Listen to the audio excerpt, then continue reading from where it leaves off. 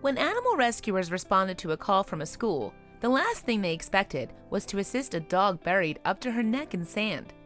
Close to death and unable to free herself due to her disability, the canine victim was saved from the jaws of death moments before they snapped shut. South Africa has hundreds of thousands of stray dogs. Warrior, as she came to be known, was just one of the homeless, overlooked, and unloved pooches.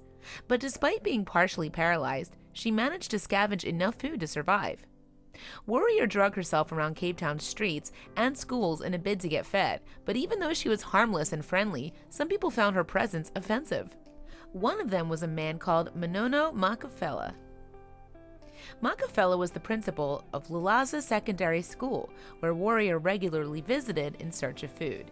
When her barking and scavenging proved a nuisance, he ordered 2 janitors to get rid of her by burying her in a ditch while she was alive. The janitors dug a hole 5 feet deep before carrying out the rest of their orders. Unable to escape from the heavy sand, all Warrior, whose head remained above the surface, could do was yelp and bark for help. Thankfully, her predicament was witnessed by the school's shocked kitchen staff. One of the kitchen's cleaners phoned Mid-Zanata Animal Clinic and explained in a panic what had happened to the dog. By this point, Warrior had been suffering for 20 long minutes. She wouldn't be able to survive much longer. Fortunately, the rescuers arrived just in time. An alive Warrior was exhumed and taken to the clinic by her rescuers, where she received a thorough checkup. Vets discovered that the dog's partial paralysis was caused by a fractured spine that had been sustained while she was young.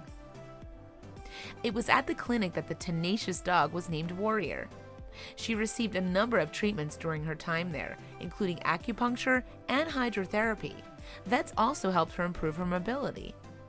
Warrior spent a few months at the clinic where her fractured spine was seen to. While she was there, her story was picked up by Helen Waln, one of its board members, and as it happened, a local news reporter.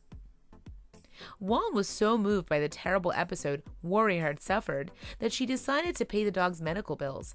She also offered the dog a permanent home once she had fully recovered.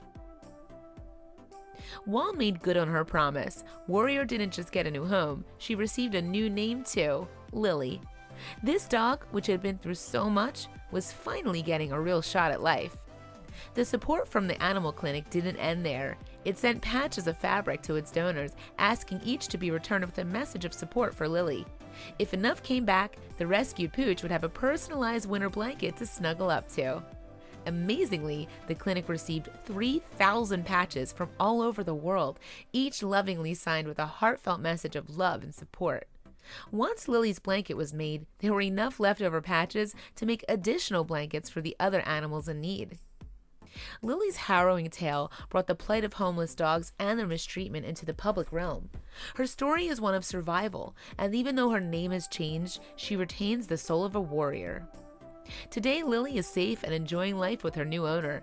But what of the people who buried her alive? Poto Mufengu and Mkumbuzi Sidana, the 2 janitors, were fired from their positions and convicted of animal cruelty. Both were also required to serve 150 hours community service at Mid-Zanata Animal Clinic.